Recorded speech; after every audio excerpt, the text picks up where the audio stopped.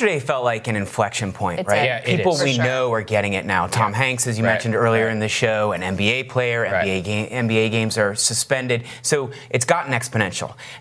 It's going to have an immediate impact on the campaign. There's no more rallies for the immediate future. You heard Biden's canceled his rallies.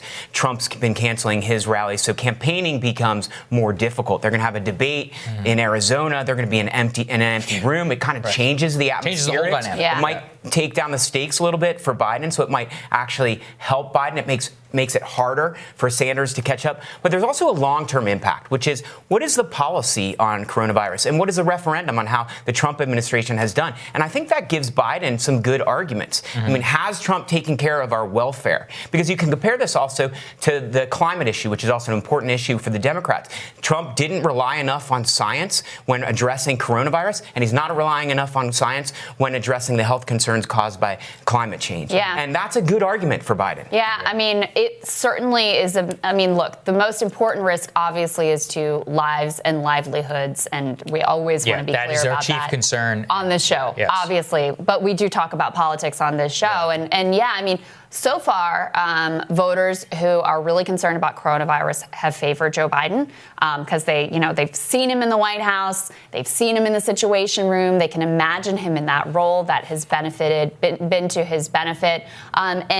President Trump, who was very well positioned, frankly, coming out of impeachment, his approval rating was pretty high, stock market was riding high, unemployment was low, et cetera, et cetera.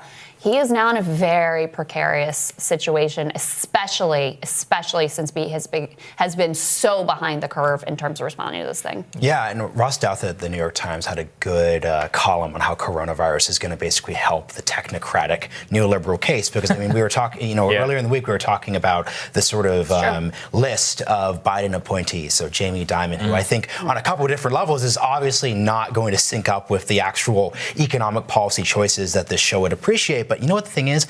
I would trust Jamie Dimon in a literal crisis situation like this. Like there is a central truth that there's one thing that, Mayor Pete, to be entirely honest with you, I would trust him as a mayor running a process. Because, if we're looking at what does McKinsey teach you? What does working at Wall Street do? The thing that Harvard and all these institutions that we're rightfully, that we're rightfully skeptical of, the one thing they do really well is they teach these cadres of elites how to follow rules and maintain procedures and do what they need to be doing. I think you're right in your political analysis. My concern is, look, we saw last time the technocrats were in charge of a financial collapse, and what did? They bailed out Wall Street. They left homeowners to suffer. They disproportionately, listened to the advice of those Wall Street bankers who got us into the problem, and they were the ones that benefited from. Of course, none of them went to prison. Homeowners never recovered. So I think you're right on the political case because people see they just see okay, they know how to do this thing, like they're competent, et cetera, et cetera. In terms of the actual reality of the impact, Mayor Pete and a Jamie Dimon running the coronavirus bailout is terrifying. Right. I think you're not talking about bailout. I think he's talking about just moving test kits from site A to and that's site the thing. If Mayor Pete was fixing bread prices, I'm pretty sure he could probably fix something. Coronavirus test kit prices. He can bring the price down on the kit. He's trained for weeks. I will say, Dave, I think this is the single greatest threat now to Trump's reelection. And again, look, our chief concern on this show is the health and safety of Americans, of our viewers in particular. I'm joking. But what's happening is we are seeing a real test of the president's leadership, of the administration. I know this is basic common wisdom at this point, but people were saying with President Bush that one of the ways that he truly lost the American public was the response to Hurricane Katrina. Right. It was Iraq plus Katrina that undermined all faith in the United States government. Yes. We could be at a situation like this if this thing is not handled properly. I think that's absolutely right. Yeah. You would have thought a year ago that the biggest threat to Trump was Russia and the Mueller investigation. We did. And then also the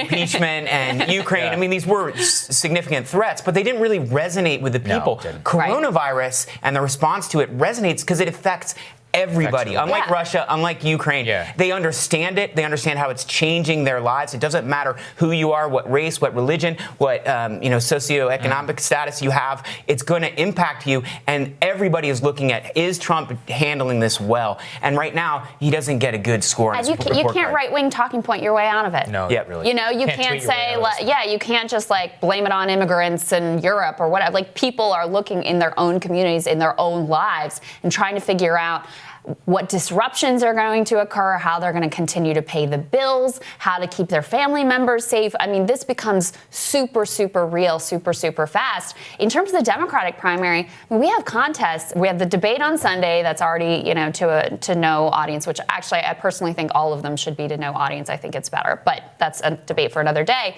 Then you have primaries on Tuesday in Florida, a place that has an older population. Who staffs these polling places? It's elderly, retired volunteers who staff all the polling places. You're gonna have people congregating in lines. I just wonder if we're not headed towards like a rescheduling, a postponing, increasing the ability to vote by mail. Are we gonna see that kind of turmoil even within the Democratic primary coming up in the coming weeks? Yeah, and I think here's what worries me and should worry anyone who's looking at the situation. This isn't just the coronavirus isn't just a test of the Trump administration or the people at the White House or people at the State Department. It's a test of American society as a whole. Yes. I think if we go down the list, basically every single institution, except weird tech people who I somewhat ironically actually I think called this issue pretty well. For example, look at what people like Rush, and I don't want to be this conservative, but I think a lot of right-leaning media figures are failing this test right now. Yeah. A lot of people on the right are sort of using talking points like Rush Limbaugh right now is talking about, oh, it's a flu, it's just the flu, which is literally just disinformation. Right. Like I hate to sound like an MSNBC person here, but people are literally spreading allowed this time, Marshall. It's true. It's not We the call flu. it like we see it. It's literally not the flu. Right. People like Candace Owens this morning was saying, oh, we're going to look back and see the media hysteria here, right? No. What's so helpful about this situation is the people are really allowing themselves to sort of stand up and be countered. Like if you are a useless, borderline, I would actually say evil grifter, you're making it very clear where you sort of are. No, and it's you're disgusting. right. And that's what I was saying earlier this morning, which is that it's everything. We have these state public health departments that everything has to be rolled up. All of this stuff is bogged down. Why does our healthcare system suck so much? It's because of these administration and the costs and all this stuff is baked into these things which are all inefficient, in which people are just stripping money away from normal people who are just trying to get tested, and all of that comes to the test right now. And I think that is where you see it's not just Trump. That's one just factor of this. This is the whole system, and people already have no trust in American institutions, David. And I think that is the real scary part, and that's how it can change everything, because politics is downstream from that culture, a cultural realization that, oh my gosh, the entire thing that we've constructed in this country does not work. I think that's absolutely right. And what's one organization you thought you could trust? The CDC, the NIH. You thought we have the best scientists, we have the best universities, we do the best research on this stuff, but we're not there. No. And South Korea has 10,000 tests a day. We have a couple thousand.